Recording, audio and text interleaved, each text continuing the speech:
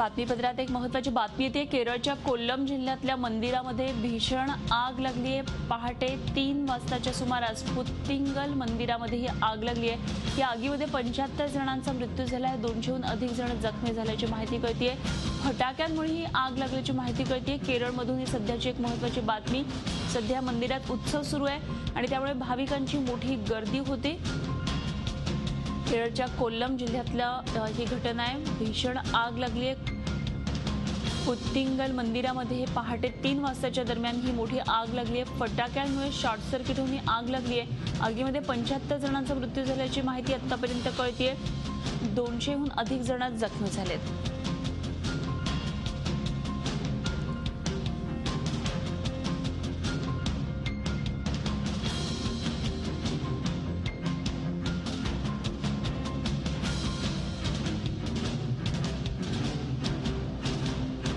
आणि या संदर्भात आणखी सविस्तर माहिती जाणून घेऊया। आमचे प्रतिनिधी सुशांत पाटील सध्या आपल्या बरोबर आहेत। सुशांत, काय नेमकी केरळमधल्या घटनेबाबत माहिती कळतेय?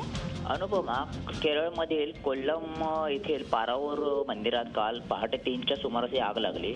आग लागण्याचं कारण म्हणजे काल एक उत्सवादरम्यान तिथे खूप मोठा आणि या आगीमुळे जवळपास सध्या आतापर्यंत 75 जणांचा मृत्यू झाला असून 200हून अधिक जखमी झाले आणि जखमींना तिकडच्याच अगदी जवळपासच्याच रुग्णालयात दाखल करण्यात आलेलं आहे आणि अग्निशमन दलाच्या गाड्या रवाना झाल्या असून आता आग विझवण्याचं काम तिथे मोठ्या प्रमाणात सुरू आहे सध्या आणि आकडाही मृतांचा वाढण्याची शक्यता वर्तवण्यात येत आहे।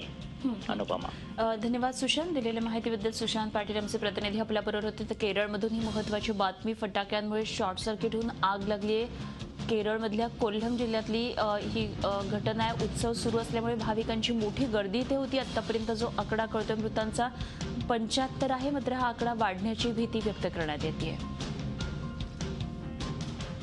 केरळच्या कोल्लम जिल्ह्यातील मंदिरात भीषण आग लागली आहे। पहाटे 3च्या सुमारास पुत्तिंगल मंदिरात ही आग लागली। ह्या भीषण आगीत 75 जणांचा मृत्यू झाला असून 200हून अधिक लोक जखमी झाल्याचं समजतंय। फटाक्यांमुळे ही आग लागल्याचं समजतंय।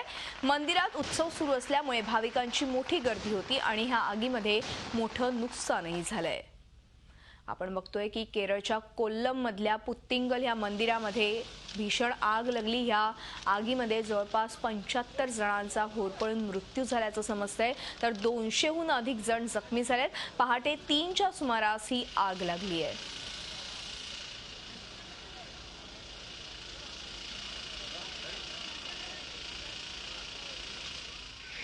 उत्सव सुरू असल्यामुळे ह्या मंदिरामध्ये भाविकांची मोठी गर्दी होती आणि फटाक्यांमुळे ही आग लागल्याचं समजतंय।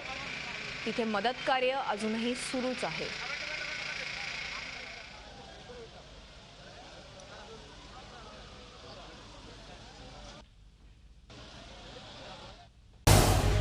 झी 24 तास रहा एक पाऊल पुढे।